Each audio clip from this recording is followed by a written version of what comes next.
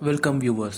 2016 स्ट्रॉन्ग्सविल Ohio. वहाँ बहुत सालों से रह रहे ब्रूस और मेलिंडा को 20 साल की एना नाम की लड़की थी और वो लड़की 20 साल के जेफ को प्यार कर रही थी। ये बात एना के घर वालों को भी पता था। जल्दी ही शादी भी करने वाले थे। उसी समय एना प्रेग्नेंट है और वो एक लड़की है करके अपने पेरेंट्स को बताती है। इसे सुनते ही हम ग्रैंड पेरेंट्स होने वाले हैं ऐसा सोच के बहुत खुश होने लगते हैं। लेकिन एना और जेफ फाइनेंशियली स्टेबल नहीं थे क्योंकि एना एक लोकल रेस्टोरेंट में वेटरेस का काम करती थी और जेफ एक सर्विस टेक्नीशियन होने के बावजूद भी अपने पेरेंट्स से दूर आके अकेले एक फैमिली स्टार्ट करने के लिए उनके पास उतना पैसा नहीं था। सो एना के पेरेंट्स उनको सपोर्ट करने का फैसला लेते हैं। वो एना से बोलते हैं कि अगर तुम चाहो तो हम जेफ को अपने घर में ही रख लेते हैं और सब लोग एक ही घर में रहेंगे और बच्चा पैदा होने के बाद भी हम उसका देखभाल कर लेंगे। सिर्फ वही नहीं, एना और जेफ अपने पैसों को सेव करके बाद में जब उनके पास सफिशिएंट अमाउंट होगा तब वो बाहर जाके अकेले रह सकते हैं। इसे सुन के एना बहुत खुश होती है। अपने पेरेंट्स को थैंक यू बोल के जेफ को भी ये बात बताती है। जेफ भी ये बात सुन के बहुत खुश होते हैं। 2016 जून में एना को बेबी पैदा होती है। जेफ भी अपने घर से एना के घर में मूव होते हैं। सब लोग बहुत खुशी से जी रहे थे, लेकिन तभी उस घर में बहुत अजीब चीजें होने लगती है। उस घर में सभी लोग बहुत डरने लगते हैं। तभी उस घर में एक भयानक घटना घटती है। ऐसा उस घर में क्या हुआ वही हम इस वीडियो में देखने जा रहे हैं।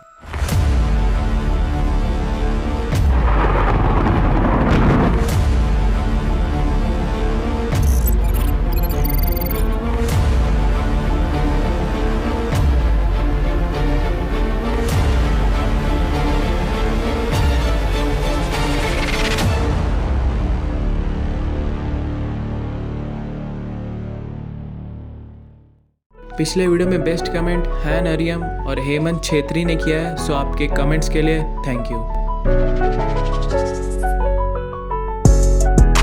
वीडियो में आगे बढ़ने से पहले अगर आपने अभी तक मिस्ट्री वर्ल्ड को सब्सक्राइब नहीं किया है तो सब्सक्राइब करें क्योंकि हम लोग जल्दी ही 100 सब्सक्राइबर्स टच करने वाले हैं। सो गाइस, आपके सपोर्ट के लिए थैंक्स। ऐसे ही सपोर्ट करते रहिएगा और मुझे मोटिवेट करते रहिएगा। Thank you.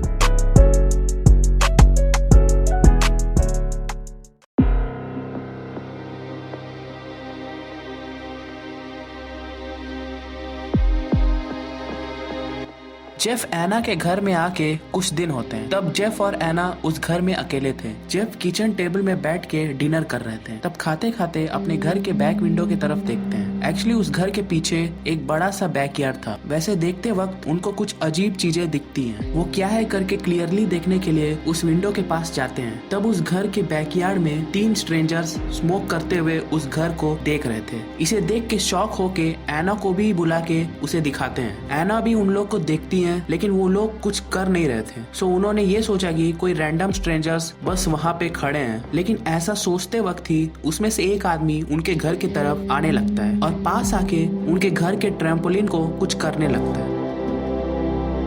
इसे देख के डरी हुई एना तुरंत 911 को कॉल करती है। कुछ ही देर में पुलिस भी आ जाती है, लेकिन वहाँ पे कोई भी नहीं था। सो पुलिस बैकयार्ड में जाके चेक करती है, लेकिन वहाँ पे कोई भी नहीं था। इवन उनके आने का एविडेंस भी नहीं था। सिगरेट बट्स करके कुछ भी एविडेंस नहीं था। सो पुलिस ये बोलती है कि अगर फिर से वो लोग आएंगे तो हमें कॉल करिए कह के वहाँ से चले जाते हैं। कुछ देर के बाद एना के पेरेंट्स ब्रूस और मेलिंडा घर आते हैं। सो उस दिन जो हुआ था वो सब कुछ एना अपने पेरेंट्स को बताती है। इसे सुन के वो बहुत शॉक होते हैं क्योंकि इतने सालों से वो यहाँ पे रह रहे हैं, लेकिन ऐसा पहले कभी नहीं हुआ था। अगले कुछ दिनों तक उस घर में सभी लोग डरे हुए थे। कुछ महीने होने के बाद उस घटना को टोटली भूल जाते हैं। 2016 नवंबर महीने में एना अपने बच्चे के साथ घर में अकेली थी। घर के फर्स्ट फ्लोर में अपने बेटी के साथ खेल रहे थे। तब अचानक घर के पीछे वाले दरवाजे को कोई ओपन करने के जैसा आवाज आती है। तब एना ये सोचती है कि जेफ घर आए होंगे या मम्मी पापा आए होंगे, चाबी को घर में ही भूल गए होंगे। सो चाबी को लेके और अपने बच्चे को लेके पीछे दरवाजे को खोलने के लिए फर्स्ट फ्लोर से नीचे उतर के आती हैं। वैसे आते वक्त दूसरे विंडो से उस बैक डोर को देखती हैं। तब वहाँ एक अनजान आदमी उस विंडो में अपना हाथ को रख के घर के अंदर देख रहा था।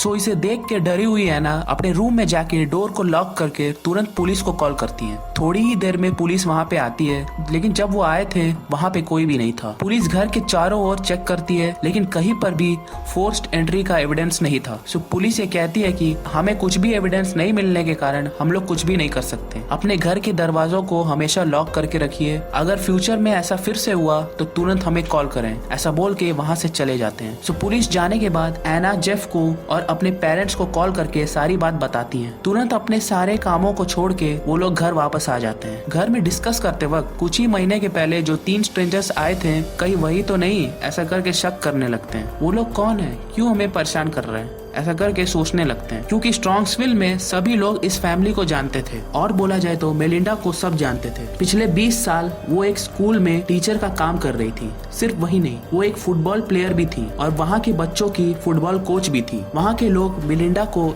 एक इंस्पिरेशन की तरह देखते थे, क्योंकि उनको सिर्फ एना ही नहीं बल्कि 18 साल के काइल नाम का लड़का भी था, लेकिन वो लड़का सही से बात नहीं कर पाता था इम्प्रॉपर ब्रेन डेवलपमेंट के कारण। वैसे होने के बाद भी अपने बेटे काइल को बहुत प्यार करती थी। नॉर्मल बेटे को जो प्यार देते हैं वही सेम प्यार अपने बेटे काइल को भी देती है। काइल अपनी मम्मी के साथ रहते वक्त बहुत खुश होता था। सो इसे देख के वहाँ के सभी लोग मेलिंडा को रिस्पेक्ट और प्यार करते थे, लेकिन इस तरह के फैमिली ही स्ट्रेंजर्स के बारे में सोच के डरने लगते हैं। रोज रात को उठ के खिड़की से बाहर देखते हैं कि कोई है तो नहीं, कोई उनके घर के दरवाजे को तोड़ के अंदर आने की कोशिश तो नहीं कर रहा। उसी तरह 2 महीने बाद 2017 जनवरी को वो वापस आते हैं। घर के बाहर खड़े उनके कार के विंडो को तोड़ के वो अनजान लोग एना के पापा ब्रूस के लैपटॉप को लेके चले जाते हैं। ब्रूस पुलिस को कॉल करते हैं। पुलिस भी वहाँ आके इन्वेस्टिगेट करती है, लेकिन पुलिस वो कौन है करके पता नहीं कर पा रही थी। वो 2017 जुलाई था। एना, जेफ और उनकी छोटी बेटी घर में रहते वक्त एना घर के बैकडोर को खिड़की से देखती है। पिछले बार सेम उसी की तरह 3 अनजान लोग स्मोक करते हुए उनके घर को देख रहे थे। तुरंत जेफ को बुला के देखिए वो लोग फिर से आ गए करके बोलती है। एना पुलिस को कॉल करती है। उसी टाइम गुस्से में जेफ टॉर्च लाइट लेके उनको बाहर पकड़ने चले जाते हैं, लेकिन जब वो बाहर जाते हैं तब वहाँ पे कोई भी नहीं था।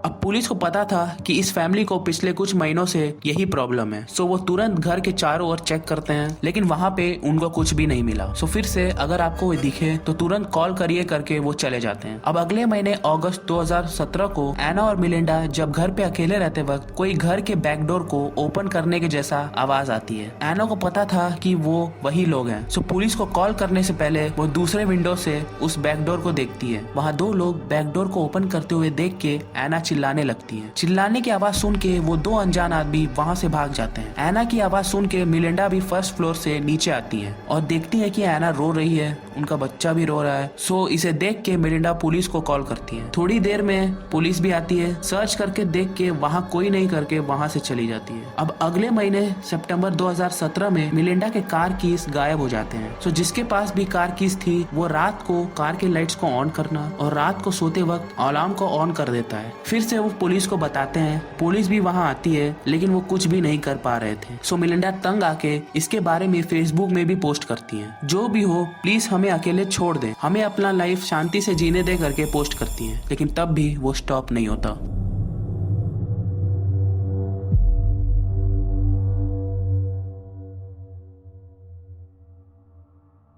अगले महीने अक्टूबर 2017 को सिर्फ जेफ अकेले उस घर में थे। उसी तरह घर के बैकडोर को ओपन करने की जैसा आवाज आती है। सो जेफ अपने फैमिली डॉग को लेके पीछे से बैकडोर की तरफ जाते हैं। वहाँ पे 2 अनजान लोग दरवाजे को ओपन करने की कोशिश कर रहे थे। सो जेफ अपने डॉग को उनकी तरफ करके खोल देते हैं। वो लोग उस कुत्ते को देख के पास वाले जंगल में बच के भाग जाते हैं। उसके बाद जेफ पुलिस को कॉल करते हैं। हर बार की तरह पुलिस को वहाँ कोई भी नहीं मिला। अब करेक्टली 4 दिन के बाद एना एक लोकल रेस्टोरेंट में वेटरेस थी ना, उसी रेस्टोरेंट में जेफ, उनका बच्चा और एना के पापा ब्रूस सब डिनर करने के लिए गए थे। डिनर खत्म करके वापस घर आते हैं। तब एना के पापा ब्रूस घर के दरवाजे को ओपन करने की कोशिश करते हैं, लेकिन डोर अंदर से लॉक्ड था। डोर को नॉक करते हैं। तब घर के अंदर 18 साल के काइल डोर को ओपन करता है। सो ब्रूस पहले घर के अंदर जाते हैं। पीछे ही जेफ अपने हाथ में बच्चे को लिए हुए जाते हैं। घर के अंदर जाते ही ब्रूस किचन लाइट्स को ऑन करते हैं। तब उनको किचन फ्लोर में कुछ पड़ा हुआ दिखता है। पीछे आए जेफ उसको देखते ही तुरंत दोनों घर से बाहर भाग जाते हैं। रास्ते में काइल को भी लेके चले जाते हैं। तुरंत 911 को कॉल करते हैं, लेकिन उस कॉल में सही से बात नहीं कर पाते। वो 911 कॉल रिकॉर्डिंग यही है।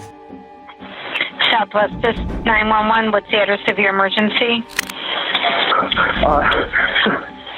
Somebody's been attacked in my house. Somebody's been what?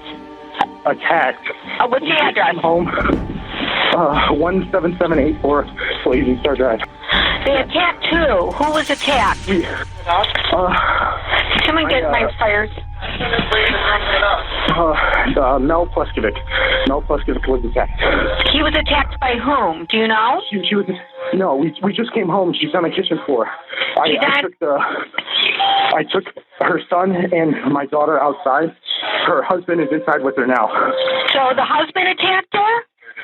No. We just came home. You came home and found her injured on the floor? We found her in the kitchen. She's not moving. I took the kids and I walked outside. I didn't know. So does she look like she was beaten or what? She has blood all around her. I didn't look. I grabbed the child and left. Okay, hold on. So we have two small kids. Okay, outside. hold on. I'm gonna get fire going. Hold on a moment. Jeff और Bruce जब घर आके देखते हैं तो kitchen floor में Melinda खून से लथपथ पड़ी हुई थी। 35 से भी ज्यादा बार चाकू से स्टैब किए गए थे और 3 बार उनको गोली मारा गया था, लेकिन हॉस्पिटल जाते वक्त रास्ते में ही उनकी मौत हो जाती है। तब सबने ये सोचा था कि ये काम उन स्ट्रेंजर्स का ही होगा। एक्चुअली जब जेफ बाहर जाके 911 को कॉल करते हैं, उसी टाइम घर के अंदर ब्रूस अपने वाइफ मेलिंडा के पास बैठ के वो भी 911 को कॉल करते हैं और बहुत गुस्से से वो बात करते हैं। Strongsville, Ohio. We have people on the way already. What's the address? Blazing Star. I think someone killed my wife. We've had people trying to break in our house all year. Sir, I need to ask you questions, okay? Are you there right now? I just got in the door with my new son-in-law. My son was here with her. Sir, what I want you to do is walk outside and stay in the front, okay? You said she's stabbed in the back? Yeah, I don't want to. Yeah. If you don't, if you can start CPR. I don't think she's. Her face hit the ground and there's blood. There's a pool of blood. See if she's breathing. No, she is not. Do you As think soon as I you got can in. start CPR? No. Do you see anyone else in the home? My son was here. He has Down syndrome. She sent me a text to meet me at Brew Kettle at 4:25. I didn't hear from her. I didn't expect this. No, sir, I understand you're upset, but where's Kyle at in the home? He's outside with Jeff, our son-in-law.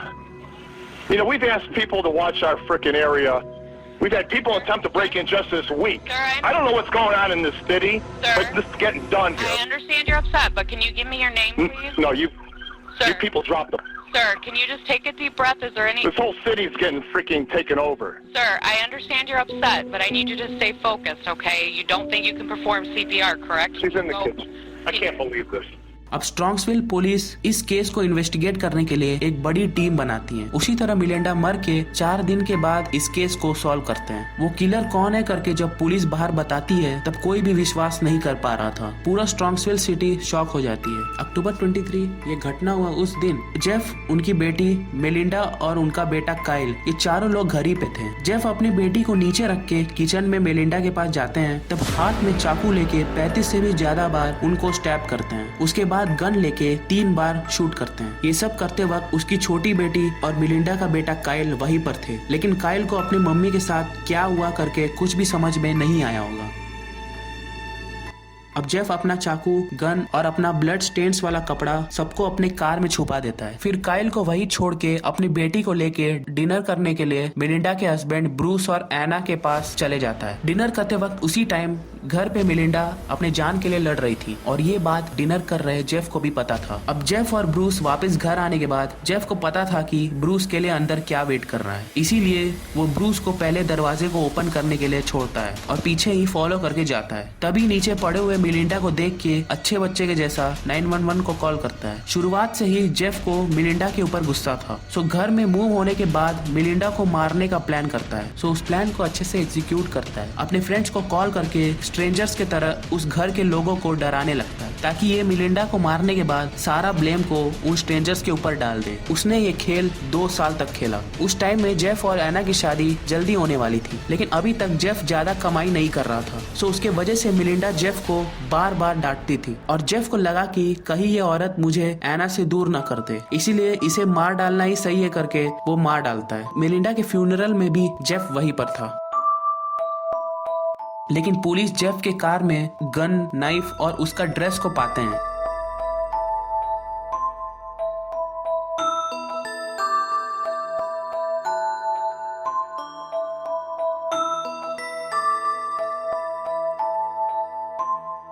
Jeff भी yes मैंने ही ये किया है करके confess करता है, लेकिन उसके बाद वो और कोई इन्फॉर्मेशन नहीं देता। कोर्ट में वो माफी भी नहीं मांगता। जेफ को लाइफ सेंटेंस दिया जाता है। 33 साल के बाद पैरोल के लिए अप्लाई कर सकता है।